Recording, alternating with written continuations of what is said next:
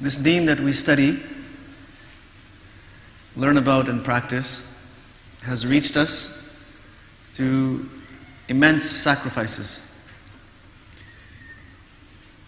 Some people gave up their wealth, others gave up their luxuries, others gave up their own personal aspirations.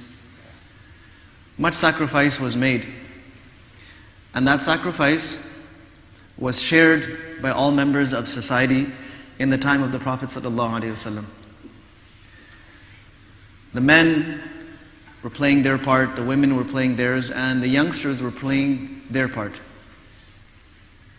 A young boy who was considered to be the most well-dressed and well-off boy of Mecca, his clothes and perfumes would be imported, very expensive. The people of that time, of that place, could not afford such fancy clothes. But he would wear them, and he had this profile, this reputation that everyone really admired. One day this boy accepted Islam. His parents were so shocked and angry that they took away everything from him. And they made him a captive inside his own house and chained him inside his house so that he could not escape. After enduring this for some time, this young man finally managed to escape.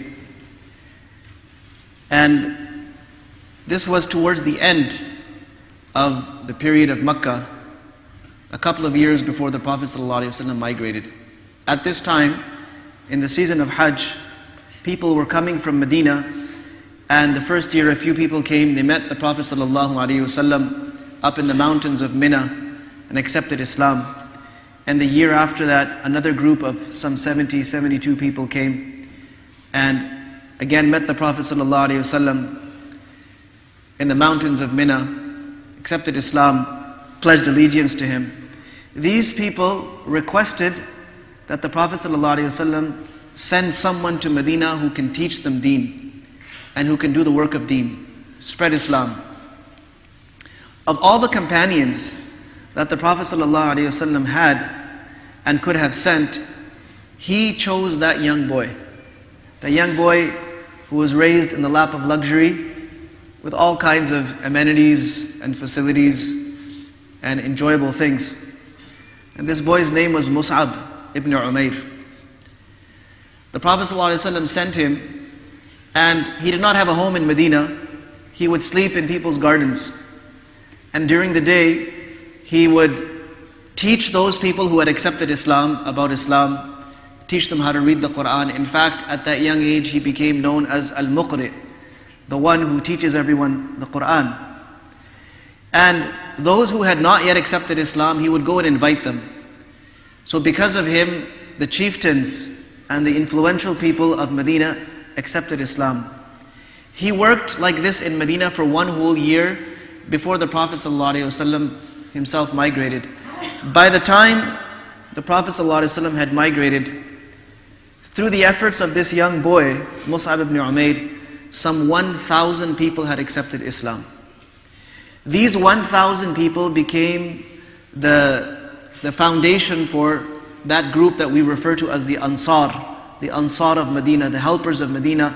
These were the ones who welcomed the Prophet ﷺ and his companions to Medina. These became the foundation of Islam, and these are the people who took Islam and spread it far and wide. All of that came about because of the efforts of one youngster.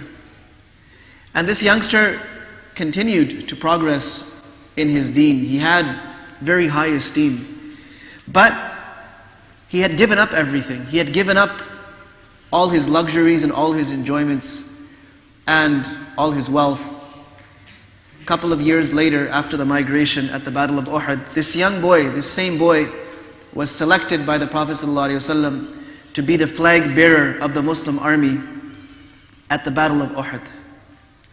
And to hold the flag was a mark of honor and distinction. You were the one who was leading the army on, and you were the one that everyone was looking to, because when the flag fell, that was a sign of defeat. So it was a great honor for Mus'ab ibn Umayr radiallahu anhu in the battle of Uhud. And the army of Quraysh knew this. So while the skirmish was taking place, one of them came and attacked him so severely that they cut off the hand that was holding the flag, his right hand. But he was so determined that he did not let it fall. He grabbed the flag with his left hand. Imagine somebody who's had their hand chopped off. How much blood must be flowing from it. But he does not want this victory to go to these people, so he grabs it with the left hand. And his left hand was also cut off. So he took the stumps of his arms and clutched that flag to his chest with his arms that had no hands. And then eventually his body was pierced by a spear, and that's when he died. But before he could fall with the flag, someone else in the army came and picked up the flag. They still didn't let it fall. When this boy died, and it was time for him to be buried,